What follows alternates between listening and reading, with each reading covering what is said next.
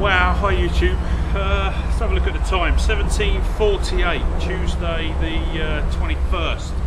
And what I've decided to do is to grab my go bag out of my other car and go.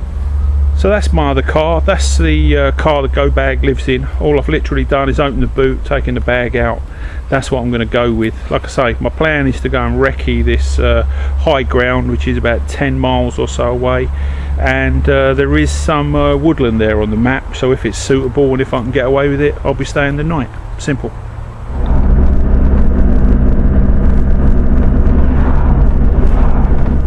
Okay, so here I am at Ivanhoe Beacon, and got my tough map, which is fully waterproof, plasticized pages. It's the whole country in truth, so that's what's got me here. And then I've downloaded a 3 kilometre square off of the internet of the area that I'm interested in this evening. Okay YouTube, here we go. It's just started to rain, so I guess I haven't got any waterproofs in my go bag, so I guess what that means is we're going to get wet.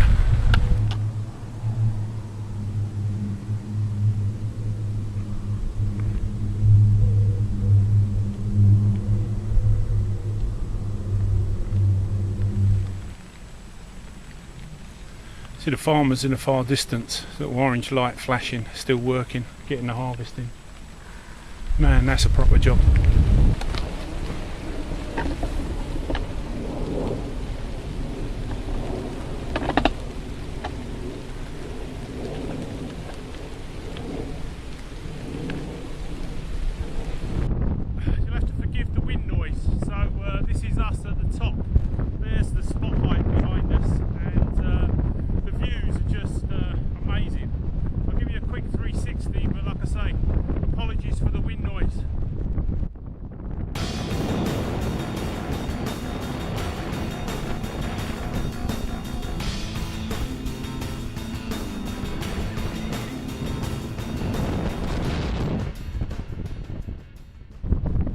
Okay, so now the good bit. Let's see if we can find somewhere to stay.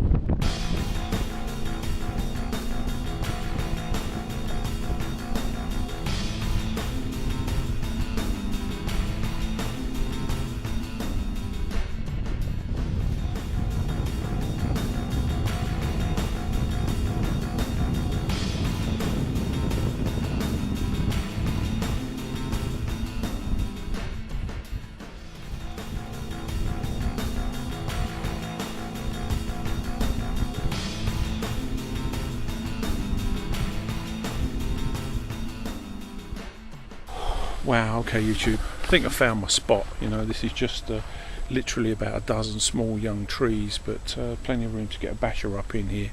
Next thing I need to do is sort of clear a space, you know, get a sleeping system going. I've got a sleeping bag liner and a mozzie net. I don't know whether to use the mozzie net. Seems to be quite a few insects about and I'm sweating, you know, so it's only a matter of time probably before they start feasting on me. And then there's enough dead wood lying around for me to have a little fire when it gets dark, so hopefully I could make myself quite comfortable here until the morning.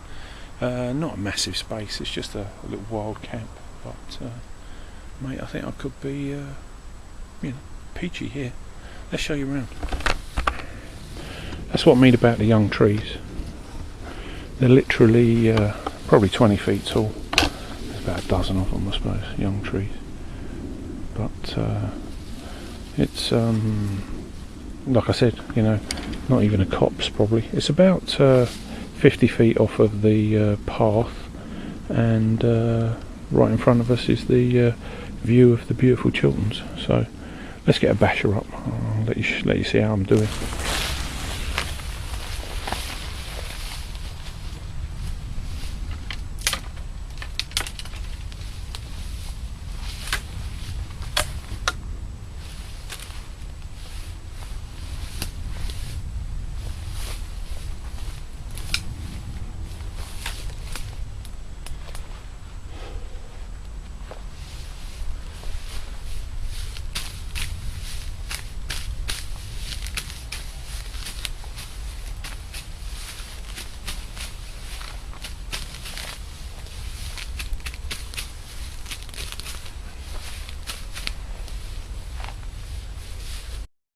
Okay YouTube, this is the sexy bit. This is my go bag.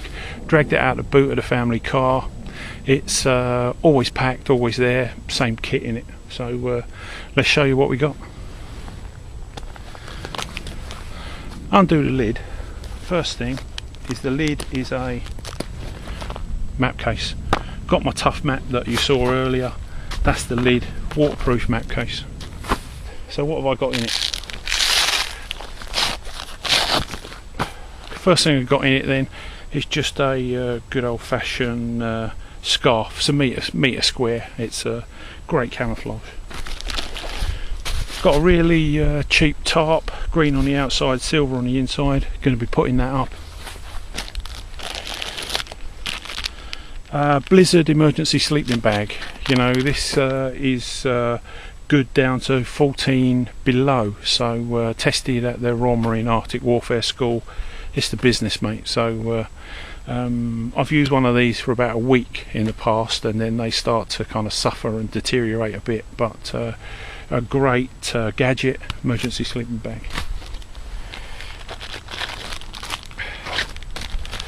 Chemical heat bag. Food ready to eat. What we got? There you go. Beans, bacon, tomato sauce, and a spoon. Bottle of water, aluminium bottle, but I reckon we could boil our water in that, no problems at all. Got a little cup to go with the flask. Some mixed dried fruits. Got a personal face first aid kit. Compliments of my mate at Cats. How you doing, Dave?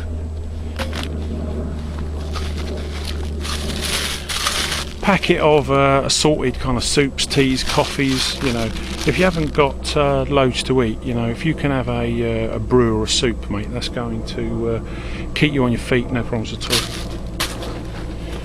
Okay, sleeping bag liner. The reason I put a sleeping bag liner in there was because the emergency sleeping bag is a sort of emergency blanket. You know, it's sort of foily, and it's noisily and crinkly, and it's not the most comfortable thing in the world when you first get in. Good old-fashioned cotton sleeping bag liner doesn't take up a lot of room, and it makes it feel a lot more like home. Got a little mozzie mozzie net. You know, like I said, I think that as I settle down for the night, the insects are going to find me, mate, and they're going to start feasting on me. So got the old mozzie net. This is a homemade petrol burner, and all you do is pour your methylated spirits in here, light it, put your little pot on the top. Bosh, that's your cooker. There's my little bottle of methylated spirit. Okay, got a penknife, got the Smith & Wesson penknife, and got a Surefire fire steel, and there's some wet fire in the end as well. Torch, great little torch, does all sorts, beacons, flashes, you know, it's like it's really great. It's the old lifegear.com, that's where it came from, but it's a great torch. It's got a whistle on it as well. Bit of tin foil and some water purification tablets. Gardening twine. How many metres have we got? 60 metres. Pair of trauma shears, just in case you know, I have a little tumble and you've got to sort yourself out. Okay, so that's the contents really of my bag. I've got a compass, thermometer, and a whistle on a lanyard attached to the bag. You know, these things you just can't afford to lose. It's the same with my penknife and my my strike force. Sorry, it's just something you can't afford to lose. You know, so tethered to the bag on a lanyard. Got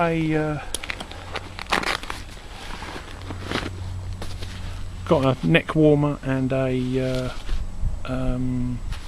woolen hat.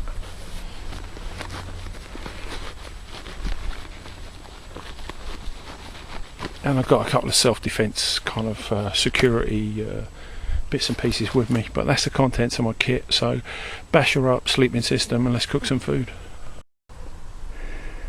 Okay YouTube, so that's my basher up, starting to look a little bit like home. It's about 10 foot by 6 foot, so there's plenty of room under there for me. Might even fit a little cooking fire under there, but that's my basher up, half the job. Wow, okay, so as I've cleared all the dead branches at sort of head or eye level, because the last thing you want to do is be moving around in the night and get something like this in the eye, all I've done is I've tossed it all onto a pile. So now I've got a nice wood pile coming on as well. Bit of concurrent activity. Don't expel energy on, you know, one task only to have to kind of pick it up, move it and do it again. You know, try and do as many things at once, save your energy. You want to be working at a rate where you're not sweating. That is a really good rule of thumb. You know, when you're setting up camp, I've cut this grass back because I'm going to recycle the grass. I'm going to put it in my survival bags. I'm going to make myself a mattress to sleep on. Gets me off the ground, you know, but as I've cut the grass, I put it in a pile. As I've brought down the twigs and sticks, dead sticks at eye level, so I've put those in a pile.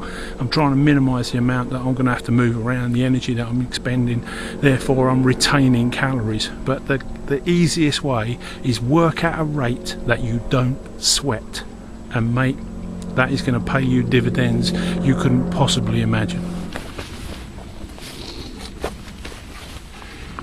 Okay, in my map case I've got my survival bag. I'm going to use that tonight. I'm going to make a mattress with it.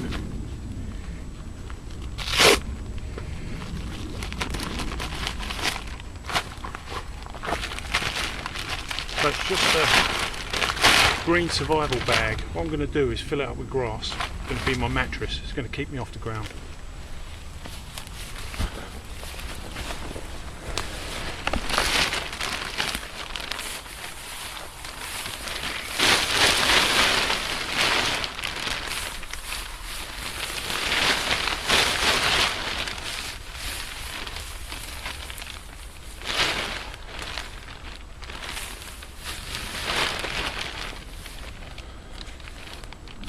Wow, okay YouTube, got my survival bag, filled it about a third with grass, left some air in it, tied up the top with some of my garden twine, and that's going to be my mattress. So it's not only a ground sheet, it's keeping me off the wet ground, but it's also insulating me from the cold ground. So another great use for a survival bag, use it as a mattress. Okay, that's my little fire pit all ready for later. Okay, so there's my brew going on. It's about 9:30 I suppose now.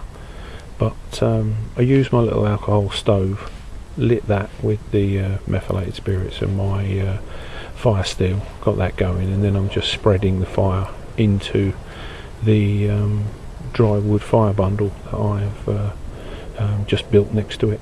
So as soon as the wood catches, sooner or later my alcohol stove will go out and I'll just take it out, shake it off, and hopefully I'll have my wood fire for as long as I want it during the night.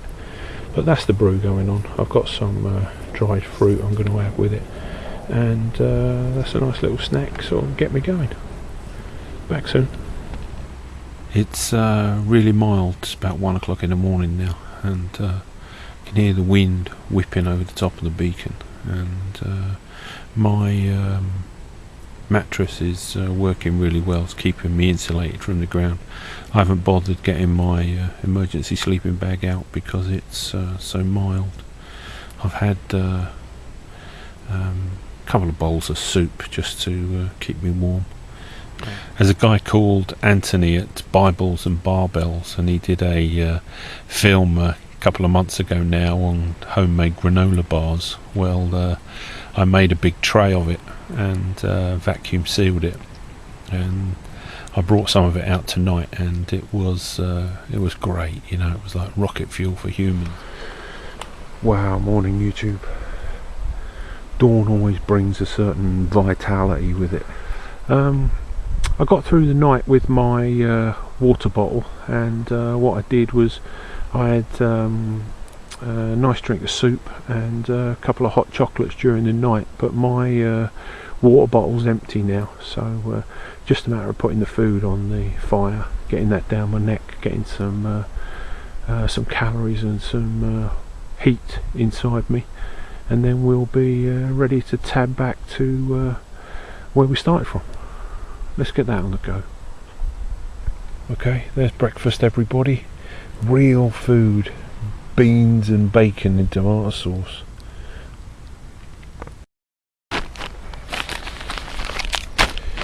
Okay, just stripped away the outer packet. Inside there's a little foil sachet. Just lifted it off of the embers so that hopefully it doesn't burn through. Going to turn that bag over in a minute or two, and that food will be peachy. Get it open. Nice breakfast. Tastes like a breakfast from heaven.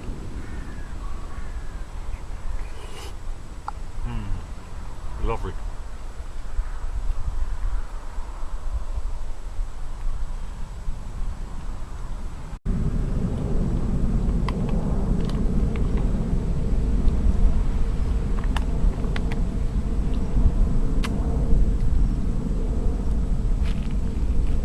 As always, YouTube, try and remember to take all your rubbish home with you.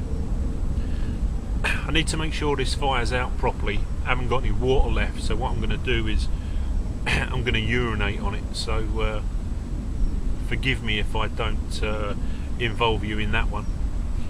Once the fire's actually out, I'm going to cover it over with the soil that I dug out from my little fire pit, and then we'll be off. Okay, that's my fire pit. Didn't think I had to share putting that out with you.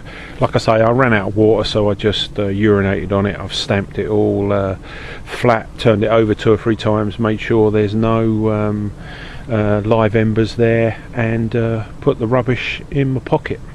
Let's head back to the truck.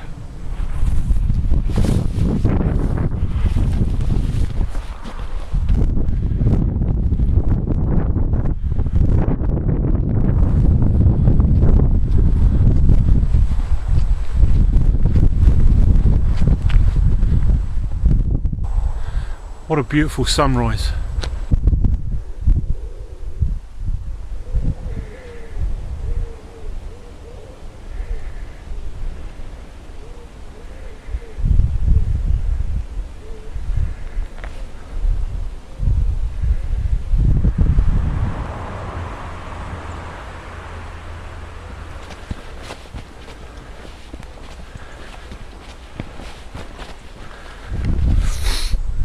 Wow, okay YouTube. The torch in the go bag was fine. The torch in my pocket ran out of batteries, and I didn't have any spare ones. So I think that's the only kind of lesson to be learned here. I really need to remember to put some spare batteries in my pocket or on my person if I'm going to carry a high powered torch. But that was it really. Here back at the bug out vehicle, you know, my little go bag had everything I needed in it to see me through a very nice sort of wild camp in the woods, and all I'm going to do is take it home, restock it, and put it back in the family car. As always YouTube, any comments, love to hear them. Back soon.